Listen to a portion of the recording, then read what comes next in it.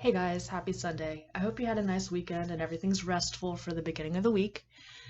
So that being said, I actually have something a little bit different for you today. I have a crossover picture that I'm going to be doing between video games. It was actually something that was recommended to me by Anthony, and when he mentioned it, I kind of laughed it off at first. But with a little bit more research, I realized it actually made a little bit of sense. So, inFAMOUS is one of those. It's actually quite an old video game. There's three of them now. The first two involved Cole and Zeke, who are actually featured in this picture. The third is kind of like almost like a spin-off, I guess I would describe it, with Delson. So I decided to go with Cole and Zeke because they were the first. They were the ones that introduced me to video games, period. inFAMOUS was actually probably the first video game that I ever sat down and watched somebody play. And that was, of course, because of Anthony at the time. He was really interested, he was really into it. And so I watched him play this video game and became a lot more invested in the fact that video games can have stories. Whether or not they're the best stories is left open to interpretation and who releases them and all that good stuff. But I instantly fell in love with the dynamic between Cole and Zeke. Cole is a lot more of like your typical kind of broody type of hero dude. He's got a lot going on, so I do understand. But I fell in love with Zeke, and it was hard because he's such a typical sidekick character that it almost hurts, but he pulls it off so well. He's a little huskier. He does get a little bit envious, I think, of Cole, and he's got a good heart. He's just a little stupid and a little bit gullible. So I ran with that. I was like, okay, well, I know in inFAMOUS 2 they basically come to it's basically New Orleans, but they call it New Marais in that video game. And in one of the download parts or download content, whatever it was, they kind of did a spin-off where vampires are based on lore, kind of from mutated people or whatever. So I'm thinking, okay, if there are actually vampires in this video game, why couldn't there be zombies? And so when Anthony proposed the idea of, Cole and Zeke wander into Raccoon City, well, why couldn't they? Like, who says Raccoon City isn't part of their little universe? And if there's vampires, why can't there be zombies? So it started off on a small scale, like most of my thoughts do, and it quickly evolved into one of my bigger pieces. I didn't even use the smaller sized sketch paper. It's not the 9 by 12. I think it's 11 by 14. So it is bigger. There's a lot more white space to have to fill. And it went from just Cole and Zeke, battling off zombies to essentially Cole and Zeke meeting Mr.X. And I did that partly because I did Nemesis with Jill, so that's one of the tyrant type figures. Why not do Mr.X? I never did fan art for Resident Evil 2, period. This will introduce that to the channel a little bit because that is a game very, very close to my heart. I figured, okay, well, we'll do Mr.X, and then we'll throw in a zombie and maybe a zombie dog or something in there. And I was just so excited, and it kept getting bigger and bigger, and it involved things that I hadn't tried before. There's a lot of characters in this, and there's a lot of scaling that went into it. I think there is a little bit of issue with size comparisons. Mr.X is supposed to be a big dude, but I think he might be a little bit too big. I'm not sure, but I think he looks good. He looks menacing, and it's enough to get Cole's attention for sure. And I love in this picture that Zeke is like trying to push away one of the crawler zombies that's just like latched onto him in his shirt. I just love it. I love his expression. That is probably my favorite part of this entire stupid picture. So I did have a lot of fun doing it and starting to play with light a little bit. That's something I've never really done in the past. And so I figured I'll try it. I'll see what happens. I'll try it. I'm going to get out my alcohol markers. I'm going to start laying down a little bit of color, a little bit of shadows, playing with the light source, things like that.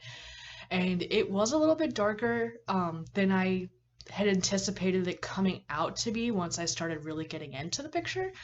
But that is kind of my original concept. It was very, very dark. it was really only going to be Zeke, Cole, and Mr.X in the beginning, and I imagined a whole lot of, black in there. So I kind of set the mood, I set the tone. There is a lot of black because it's Raccoon City, it's nighttime. Those games are mostly done in darkness anyway, and I wanted it to be a little bit of blue and there's shadows because Cole's energy that he throws around from his powers is blue. So I was like, okay, well, we'll try to add another color in there and see how that looks. And I think it worked pretty well given the circumstances and me trying out a whole bunch of new things. And I really just think I almost kind of nailed like the comic book look to it. I wasn't sure I liked the hatching on them at first, even after I went over it with the blue. But after I finished, I kind of sat it away from me and I came back. I realized it added something still, even though there's color on top of it, it's still added to it. So I was very happy with it. But that being said, I do have several other ideas for Zeke and Cole's adventures for Raccoon City, and I might actually continue putting more of these out.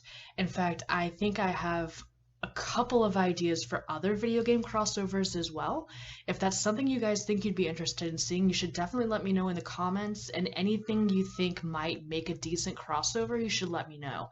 I'm always open to suggestions and ideas. This one was one that I kind of laughed off because I didn't think it would actually work, and I realized it works really, really, really well.